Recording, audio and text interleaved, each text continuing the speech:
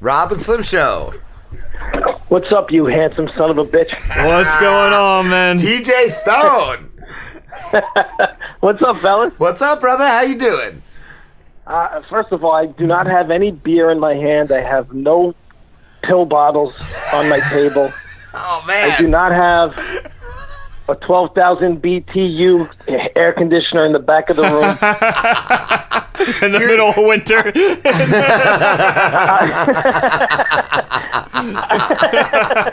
I am so in love with that fucking room that you guys are in. I want to.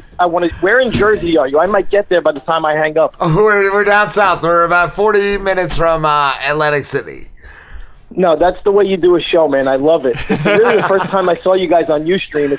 It's a good idea. I love it, man. It looks great. Cool. Thank you. Thank you. It looks a lot better than it is. Like, trust me. No. That's what I mean. It doesn't look good. That's why I think it looks great. You like our humbleness. No. That's exactly how it's supposed to look. TJ, you've been a comedy writer and a comedian. How many years? You started in '87, correct? Oh, God damn. Yeah, 88, I think it was, in Pip's Comedy Club. Wow. With Mike and I. Yeah, that's... yeah, when with you Mike say it Ricca. when I say it out loud, it feels hard. It's hard to say. Do you feel that that it helped you or hurt you starting so young? You know what, man? I don't think I had a choice. I think when you're born with the kind of mind that I have, it's like a gift and a curse. There's no getting around it. A friend of ours who was doing comedy at the time said, "You got to go on stage," and he was a comedian, and he put me on stage at Pips. Yeah. So I don't think I had a choice. And look, I've been in and it's not like I stayed with it I've been in and out of the business, and part of the reason why we started the show is because I couldn't get it out of my blood. Mike Ricca went to LA, and he went to the Comedy Store, and he was out there for 15 years. Yeah. And that's his experience in the business. I think it helps. I think his experience starting young helps us. I think the reason why we did the show is because you guys, you're a little younger than us, but you remind me of us in a lot of ways because we look at the world in a different way. It's like we find humor in almost everything. Everything, yes, everything. And because it's all everything is ludicrous. The world is ludicrous, and now with the way Twitter, Facebook, Instagram, everything, it's even that much more ridiculous and even easier to make fun of. So yeah, I mean, helping me, dude, I don't know, I'm going to die like this. When I die, the day I die, I'll be making fun of myself for getting the dumbest kind of cancer. I want you to laugh at me in my funeral. I've always said that. I want you to laugh at me, tell me what a dick I am for dying.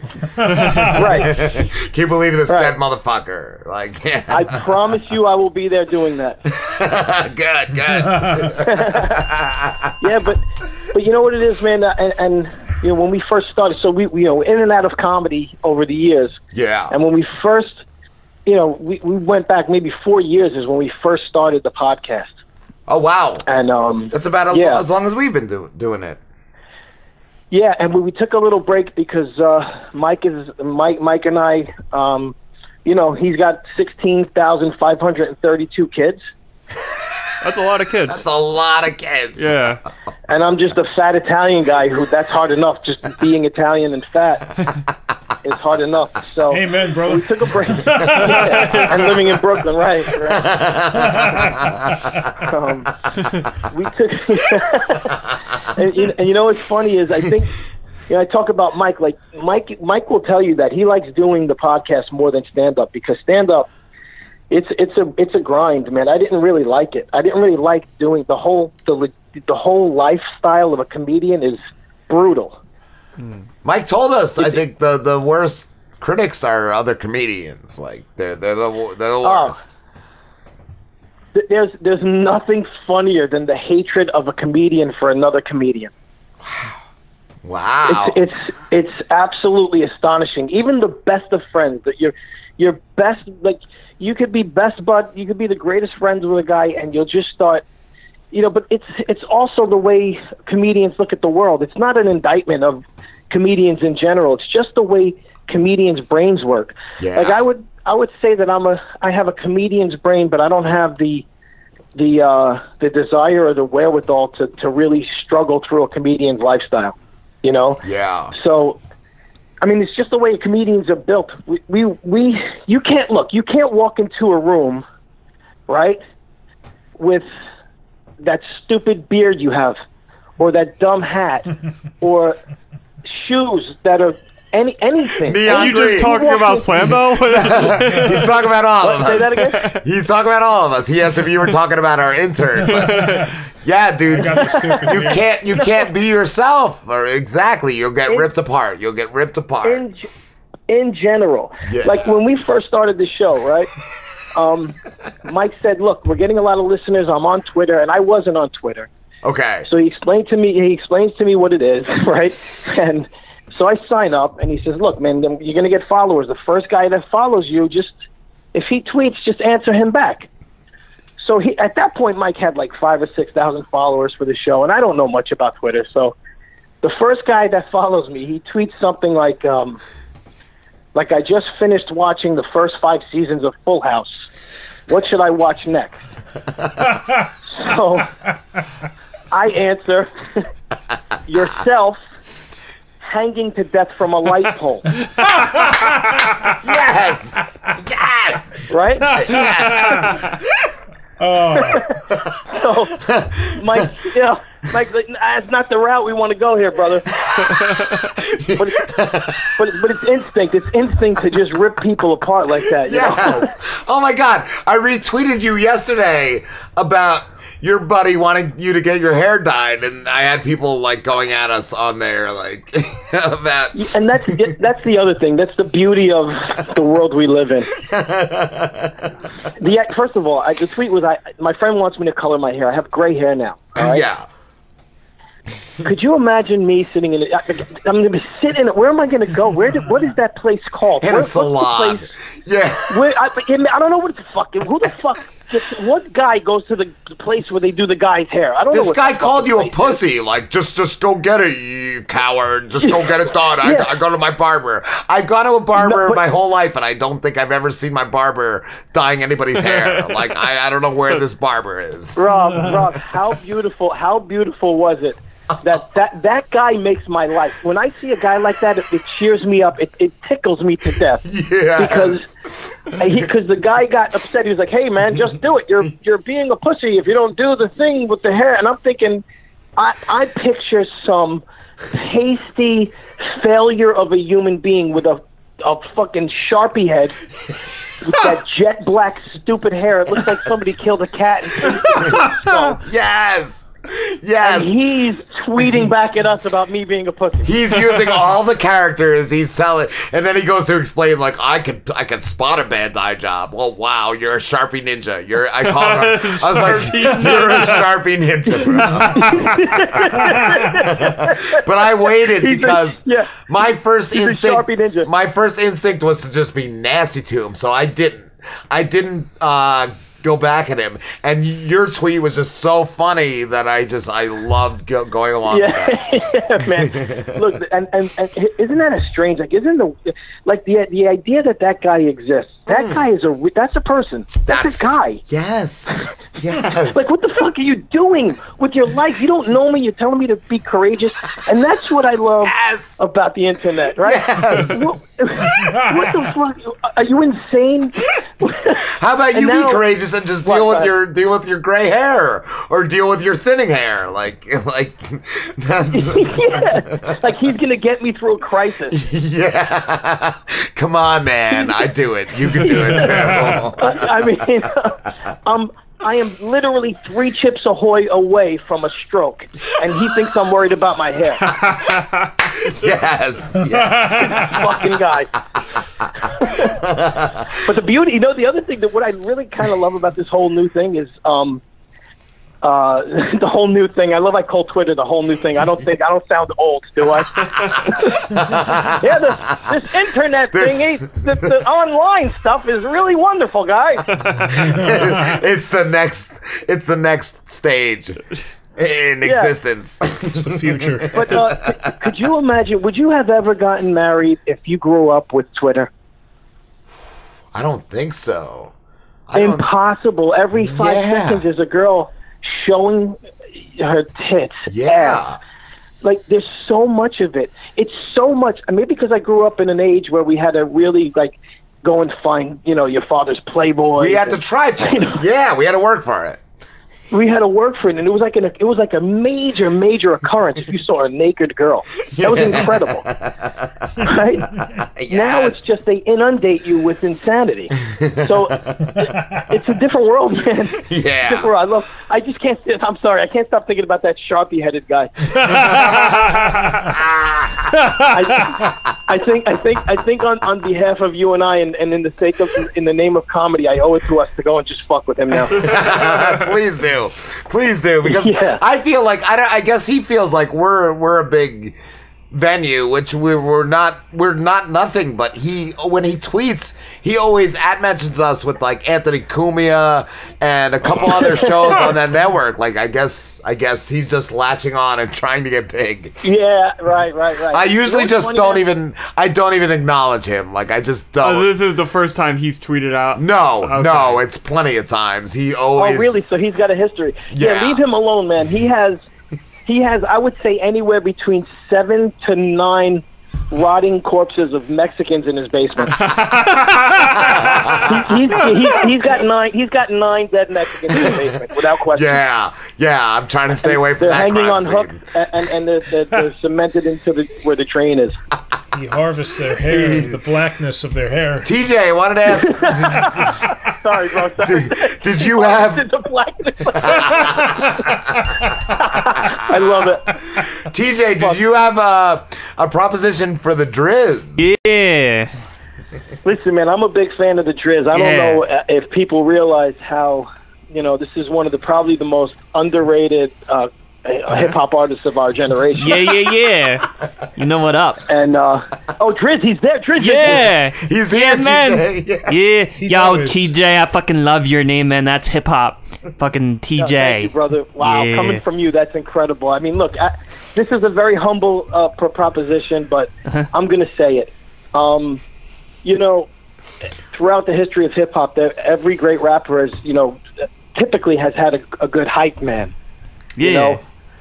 Like Biggie had, Diddy and Flavor Flav, and Drake is his own hype man. But I was wondering if I could get on a few tracks as maybe the Drizz's hype man. Yeah, man. Like a name like TJ, dude. You will hype the fuck out of me, man. Yeah. We gonna do it together. We gonna take over the world, TJ. Drizz and fucking TJ. Hip hop superstars. See, Drizz. Now that I know you're in studio, maybe I could run this by you. Yeah. So a lot of hype men, they overdo it. That's why they get their name hype, because most of the time they're going. They're saying things like, yeah, you know what I mean? That's right. Right? That's how a hype man usually sounds, right, Drizz? Yeah. That's pretty much what the Drizz does. Yeah, but you gotta tone it down a little bit. Like, you gotta variety and intersperse it, and you gotta be unpredictable with it, So I might be yo, I'm walking down the street, and you as my hype man just be every now and then though. Well, I can't believe we're really on the same page, because almost verbatim is what I was going to say. Is exactly what you just said. I'm thinking, the Drizz, I would never venture to try and imitate the Drizz. The Drizz is the Drizz. But whatever the Drizz might say, I might answer with, probably, son. You guys got it. You guys got it down. More or less. I would say things like more or less, and, things of that nature. I'm the best rapper in the world. Come on, hype me. I'm the best rapper in the world. in the entire world, bro. Yeah. Fuck yeah. Yeah. Yeah. Yeah. You gotta throw in a bunch of rights too, right? Right? You're like, Yeah, that good shit too. Yeah, son. You gotta sell a mixtape. You gotta sell a free mixtape too. Yeah. Oh, that I think the hype man should always be a little confused in the presence of such greatness. Like, even though he's supposed to be doing his job, he should be a little nervous. Like, that's right, son. Yeah, that's deep, man. That's deep. You're like philosophical, TJ. Yeah. Did you just call him TJ? You know what I mean? Driz is rapping, son. We got this. Yo, me and TJ, we gonna rule the motherfucking world, man. Hip hop superstars. All the continents, even if they're separated. Yeah, even fucking Atlantis. Oh no, not Atlantis. Word, bitches. Yo, me and TJ, we gonna get all the bitches. Yeah. Let me tell you something, Driz. I would stop my life and spend a week in the studio if I could just stand there and do that with you. Yo, dude, I don't want you to stop your life, man. I need you alive. I need a fucking alive hype man. Alive. You can't give me too much hype if you stop your life, brother. Well, Driz taking me literally, son. Yeah. Yeah. I ain't mean that shit literal, bro. But yeah. You know what I mean? Yeah. Yo, the Driz is right. He got good credit, son. Yo, I have the best fucking credit in the fucking world, man. And me and TJ, we have even more credit than I have on my own. Yeah. Upper 700s, he the only motherfucker with street cred and actual FICO score cred, son. Upper 700, yeah. Yo, fucking 700 now, man. It's like 1 million. What? That's right. Driz makes his own credit score, son. 1 million, son. FICO, no. Know what I mean? Yeah. Oh my God. Oh, you God. just sold. you just sold Madison Square Garden. They need to do like some commentary on shit. Yeah. FICO 1 million, son. Only the Driz, not me. You guys got to do like Super Bowl. Oh my God. We gotta do a Super Bowl together. Oh my God. Oh That's God, amazing. I didn't even drink it. I wish I had a beer or two in me because honestly, I might drive to Jersey to be there with you guys. You know what I mean? Unless Driz want to send a helicopter, son. Yeah. Oh yeah. Yo, man, I'll send you my private drizzle jet. My private. Oh, It's got the drizzle chopper too. pack full Slambo. of Asian hookers, son. Only the finest Sorry, Asian hookers. Sorry, that was a real request for a second. I broke character. TJ, you wrote for SNL? Say that again? Did you write for SNL? Yeah, I did. Man. I wrote for Saturday Night Live. Well, you know what it is? Back in the days, yeah, I did. I wrote a skit for a friend who was on. You know, there's a guy on the show, and I wrote a skit for him. And Okay. the next day in the paper, it said that everything sucked except for my skit. And back in the days, it wasn't like it is now. It was pretty much like a Wild West with SNL and with a lot of places. So you would write a skit or a sketch, Yeah. and they would just pay you for it. So what would happen is, you know, I worked Yeah. in Pip's Comedy Club, and it's a small world. The comedy world is a small world. So anytime one of us did anything significant, everybody would talk about it. Okay. Like if you got a gig, you know, like if you got a gig, if you got a TV show and you got a commercial, everybody would talk about it. So Yeah. anytime I wrote a skit that was on SNL, all the comedians would talk about it. And when we first came up, you know, we started with Vic DiBitetto and Otto and George. Yes. I mean, Otto was a really good friend of Mike and I. You know, Yeah. it crushes me when I talk about him because he was probably the funniest human being I've ever been around. It's so And, tragic. So tragic. His Yeah, man, existence. it is tragic. Like, fuck, man. It is, but it's that comedian lifestyle. It's the gift and the curse that I always talk about. Yes. You know, the idea that certain comedians can be around, like the ones that last a long time. To me, it's a miracle. It's like amazing that they do it. It's usually the guys that can get a grip on the alcohol and the drugs, and try to root themselves in reality, because that's what it is, man. There's a lot of that going around. Yeah. But when we were in Pips, you know, listen, those guys treated us like family, and so that back then, it was like a free for all. So I used to write skits and sketches, and we used to film our own skits and sketches. And some of the funniest stuff is like when we look at some of the old VHS tapes of the stuff that we shot, and then go to the live, and then go and say, all right, that was on season whatever, in the 5th episode of SNL. Let's go see how they did it. You know, because we used to just videotape and edit them horribly, and then yes. So yeah, you couldn't really edit the VHS. Like I wasn't really a staff writer, but there was a lot of guys that would do like freelance stuff. So, yes, yeah, yeah. So that's that. That's still pretty amazing. Pretty amazing. Did you know? I was gonna ask. Did you know John Peasy? Yeah. Yeah, John, I performed with John back in the day. Cool. But I don't... Listen, all of those guys came through, man. I mean, Pips, I don't know, are you guys familiar with Pips Comedy Club? I'm not, but from hearing you guys talk about it, I've listened to some of your show, your T.J. Stone interviews with Nick DiPotetto, where you guys were talking about it. It just sounded like the place to come up in. It was, they called it like, it was the hardest room in the world to work in comedy. Yeah. It was, they call it like the boot camp of comedy, like famous, crazy stories where, you know, it was Sheepshead Bay, it was Brooklyn, it was the 70s and 80s, and people were literally getting killed and beat up outside. Yes. But like literally, like, you know, you have to, how people tell funny stories like, a guy got killed.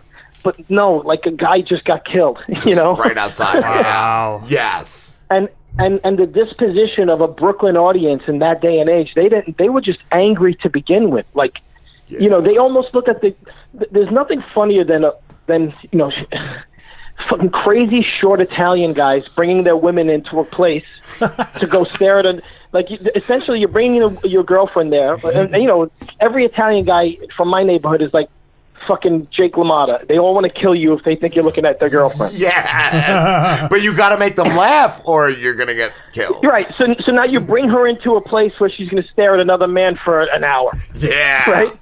Yeah. So basically every guy is got his arms crossed looking at you like, yeah, go fuck yourself. Fuck you, funny guy.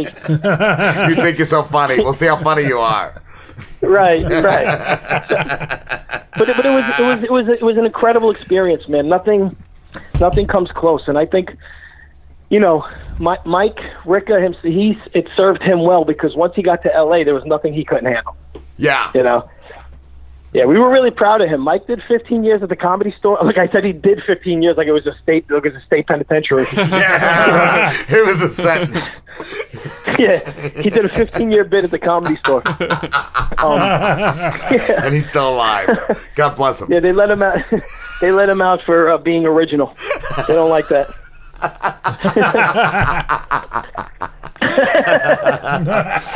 TJ, we got to start wrapping this up, dude. But what upcoming gigs or projects do you have? Yeah, I guess I should start plugging stuff, right? Let me think. Well, first and foremost, Gotham Comedy Club, Monday, January 29th, 7:30. We're performing live. We're doing the show live from the main stage at Gotham Comedy Club. Wow. It's 7:30, Monday, January 29th. I would love to see a Robin Slim table. As a matter of fact, you tell me how many people and we'll reserve it. It's on me. You just get the fuck down there. Wow. I'll write it in there right now, dude. That would be awesome. That would be fucking awesome. Put that in your notebook. I see. I'm back up on Ustream. I see you got a notebook. Yes. I got a notebook and a planner. Yeah. What's in that notebook? Is it just, are you trying to figure out what a Bitcoin is? It's got the Bitcoin and a question mark. Is that the blockchain technology you're writing on that paper right there?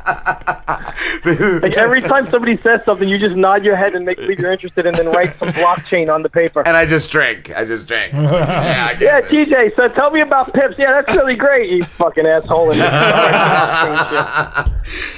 Well, if I have 2 Litecoins and I switch it to Ethereum, I can get a Bitcoin. Dude, I'm confused right now. I'm done. Yeah, Rob's notebook is amazing because I have flipped through it a few times, and it is just like he gets a thought and he just jots it down. So you have this page that is just arrows. like... Oh, really? squiggly you look lines. at it and try to figure out what the hell he was thinking when he wrote that? It's like the Diary of a Madman. Someone will find it in like 2,000 years. It's like some kind of like ancient script. Some fucking Swahili right here. Yeah. Somebody will find it, and like the aliens will find it, and take one look at it, and go, "Of course they didn't make it. Look at this. This is why we never took them over. This is." Oh man!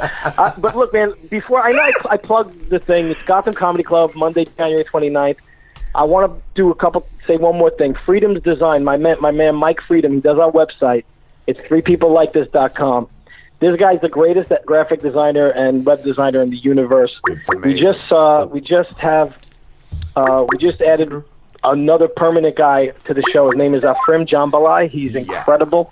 Yes. Bruno Derlin, my man. I'm shouting. You know what I mean? I'm shouting him out, Driz. Yeah. Hello? Hold on a second. Robinson Show. Yeah, hey, how's it going? Is this Tommy?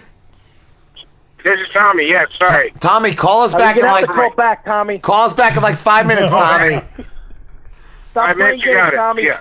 Thank you, Tommy. All right, apologies. You got it. See you fine. Listen, I'm offended. I'm offended. Also, Could you hear me? Yes. Yeah. I just want you to know a more professional guy would have taken your cue and got off quicker. But I wanted to say that honestly, there's not a lot of podcasts that I like out there. You guys are definitely one of them. Awesome. It's not easy to do this. It's not easy to be entertaining. You're fucking crushing it, hitting the nail on the head. Don't stop, and I would love to see you guys on the 29th. Thank you, Tommy. Awesome. Thank you, TJ. TJ. Fuck, why are you fucking with me, Driz? Driz got my head, TJ. Because you wrote Tommy in your book and you took another drink of the Heineken. I flipped the page. TJ, thank you, keep in touch, all right? We'll try to see you on the 29th, brother. Yes. I don't know who that is. All right. See you, TJ. Thanks. There's just somebody else trying to call in, and I can't add the group, so later, TJ, let me answer this. Robin This Slim is Show. like a local number. Robin Slim Show. Yes, this is Damon Polinsky of NYU. I teach African American studies and hip-hop lectures. Yeah. And I was just listening to your show. Yeah. And I'm the best hip-hop artist in the world. By this, actually. Yeah, man. Yo, that's my goal. I go out to like offend, man. That touches me in my heart. Okay, first of all, none of you are African American or of African American descent. Yeah. And this is extremely offensive and triggering for any one of my students. I, in fact, am Caucasian, but I'm more offended than they would be. I'm offended that you're offended, my Caucasian brother. So anyway, since I'm on here and taking advantage of your time, I have a book coming out very soon. It's called African American and Hip Hop Studies. Yeah. By Professor Damon Polinsky. So.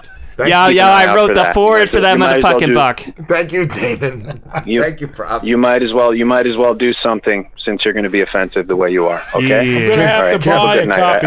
I hope you can.